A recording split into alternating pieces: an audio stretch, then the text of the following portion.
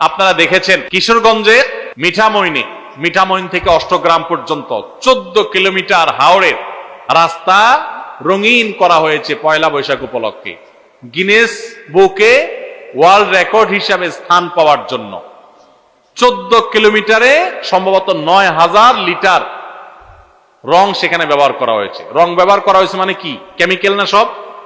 আর আপনারা হাওড়ের যেই রাস্তাটাতে রং করা হয়েছে আপনারা দেখেছেন, এই রাস্তাটা বাংলাদেশের খুব সুন্দর রাস্তাগুলোর একটা, মানে দৃশ্যটা সুন্দর, দুই ধারে পানি, অথই মাঝখানে রাস্তাটা দেখতে চমৎকার লাগে। তো এই যে রংগুলা, এগুলা ধুয়ে কোথায় যাবে? হাওড়ের পানিতে যাবে না? তাতে তো পানির জন্য, মাছের জন্য খুব উপকার হবে। কি বলেন?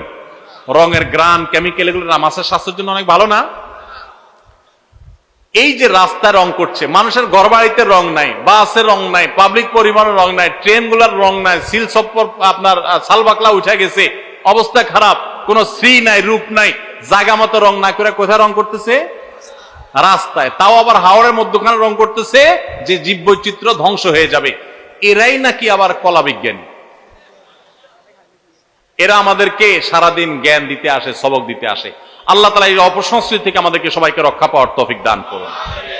বাঙালিয়ানার নামে হিন্দু ধর্মের কৃষ্টি কালচার মুসলমানদেরকে চাপিয়ে দেওয়ার যে অপচেষ্টা, কিয়ামত পর্যন্ত এদেশের মানুষ এটাকে মেনে নেবে না ইনশাআল্লাহ।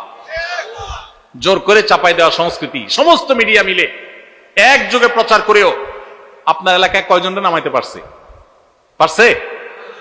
সারা দেশে কয়জন নামাইতে পারছে? ঢাকা শহরে মোট কয়জন? আমরা যদি ঢাকা শহরে কোটি মানুষ বসবাস করি, কোটি মানুষের ভিতরে কত মানুষ বের হয়েছে? সামান্য কিছু মানুষ বের হয়েছে, তাই না?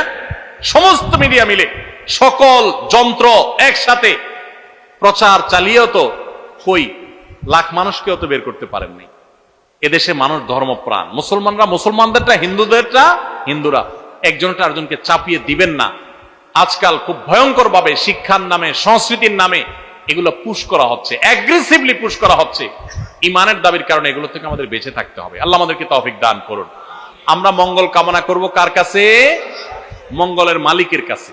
কোন পেঁচা, হনুমান, রাক্ষস, খোক্ষসের কাছে কোন মঙ্গল কামনা, কোন র্যালিতে মঙ্গল কামনা নাই। মঙ্গল কোথায়? আল্লাহর কাছে। কার কাছে? আল্লাহর কাছে। অতএব ঈমান নষ্ট করা যাবে না। ভাইরা আমার,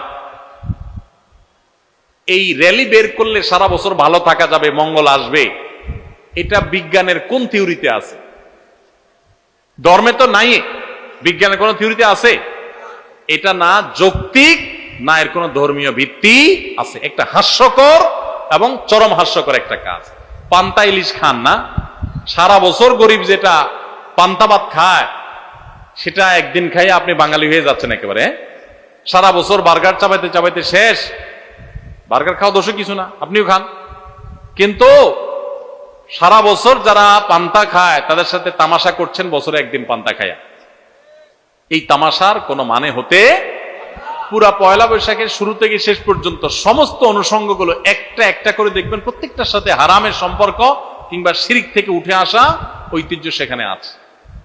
আল্লাহ তাআলা আমাদের সবাইকে অপসংস্কৃতি থেকে বেঁচে থাকার তৌফিক দান করুন।